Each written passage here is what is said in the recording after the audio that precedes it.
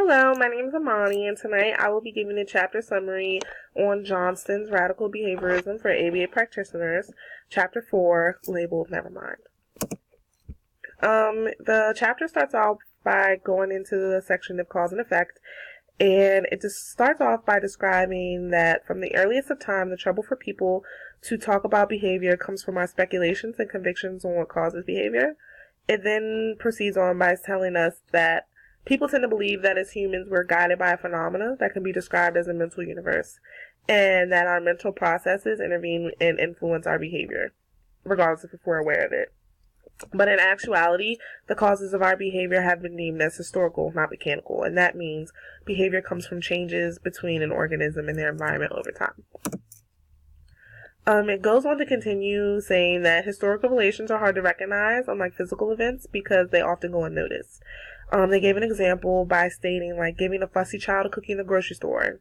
And this example shows that parents believe that due to their child's mental state, whether they're tired or hungry, sees their fussiness by giving them a cookie.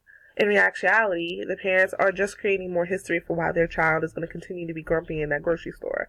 It then states that in all, behavior is what makes us all different. Behavior is a result from our unique history of response-consequence tendencies. So in this section, making up your mind is like making up your bed, is a section that starts off by defining and describing mentalism. They describe mentalism as a tendency to look for the causes of behavior, not in the physical world, but in a mental universe that has no physical dimensions. And this can also be described as mind-body dualism, which is also a big no-no when trying to define behavior. When mental explanations are formed, they base their point of view from a piece of behavior, and that then causes a fictional entity and now serves as the cause of behavior. This results in the mind-body problem, which basically is like, how can something lacking physical dimensions affect physical events such as behavior?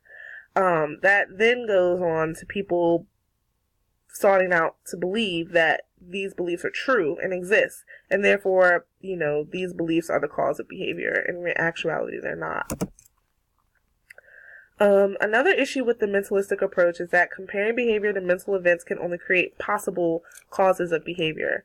And these possible causes are not observed or measured physically. By just providing explanations for behavior that can only weaken the ability to understand behavior in all. They go on to describe the because I wanted to rationale to justify behavior isn't something that a researcher or analyst can study when trying to understand one's behavior. And all when studying behavior, we have to put aside those mentalistic rationale and focus on the behavior we're able to observe and measure. The section then goes on to describe Skinner's 3 types of inner causes.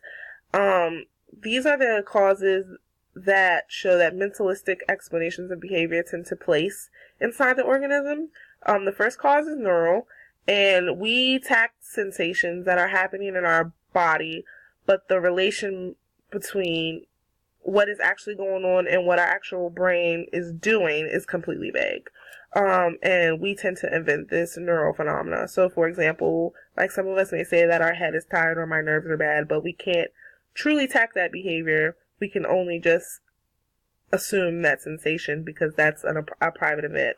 The psychic is an inner agent lacking any physical dimension that is a reference to the mind in any form. And these references can be included like ideas, wishes, impulses, and thoughts.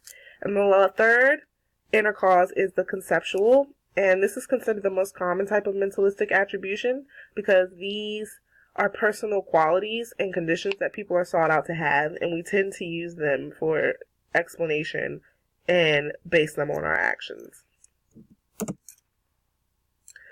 What is really inside?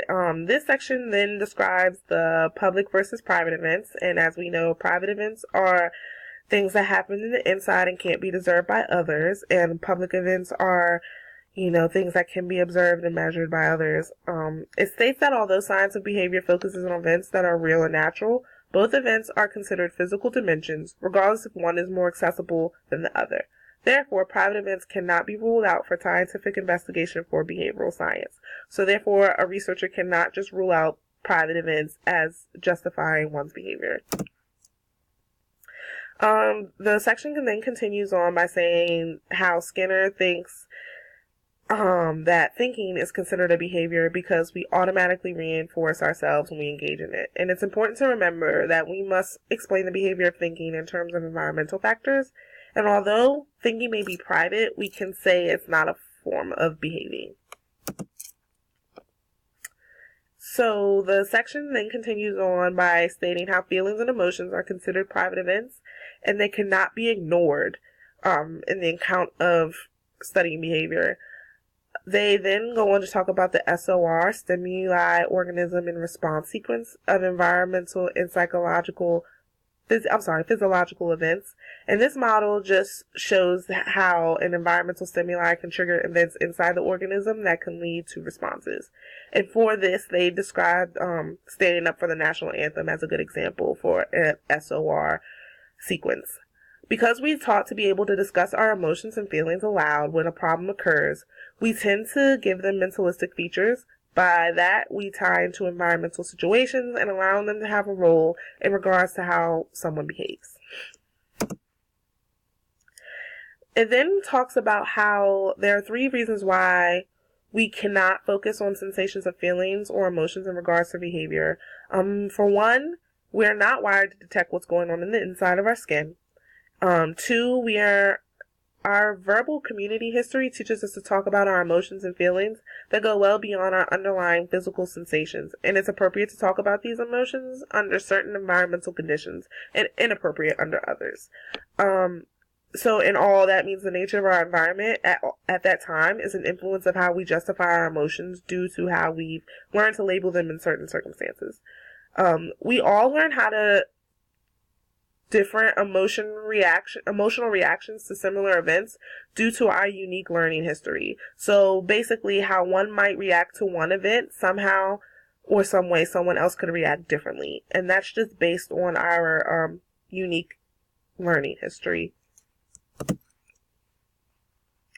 So the next section is learning to respond to private events, and this just goes into detail about how it's truly difficult for someone to teach children to respond to private events. It says that as a parent, they can't really tell whether their child's verbal behavior can account for sensations that they're feeling.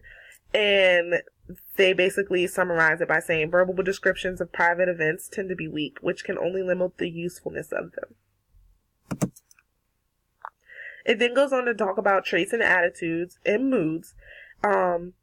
It states that these are sought out to be qualities that individuals inherit and possess, and they can reflect through our behavior.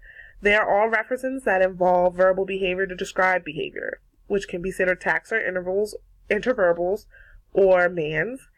And due to our dialect, we use these qualities as a role in our behavior, which makes it hard for analysts to turn these statements into appropriate language of behavior.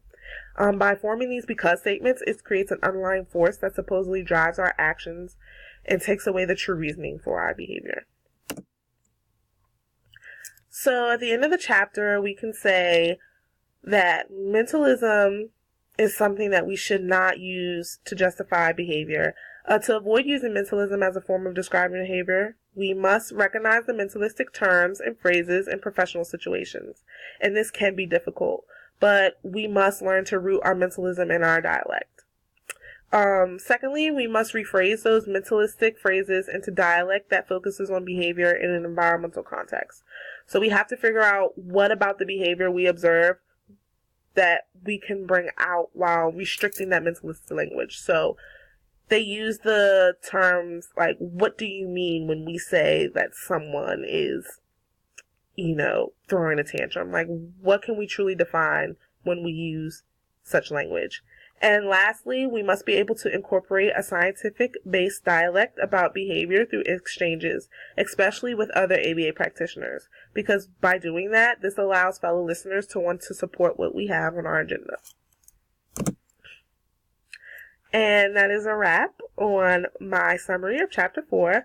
The discussion question I have for you all tonight is, Can you give an example in your area of work, whether you're a teacher or RBT or, anything in that nature, where you've heard someone use a mentalistic phrase or have had a mentalistic assumption? And when you think of that, can you use a correct way of, a correct way of describing that behavior? So, for instance, I had a time where a child was performing self-injurious behavior, and an RBT had the audacity to say, well, it's just because he's angry. No, absolutely not. Like, what in the biting made you think that he was angry? Like, it could be a mood. He could possibly be angry, but that's not justifying his behavior. Basically, the BCBA corrected her and let her know, like, no, that's just his way of communicating that, his wants or needs. So, that is it. And I hope you guys enjoyed my presentation, and I hope you guys enjoyed my discussion question.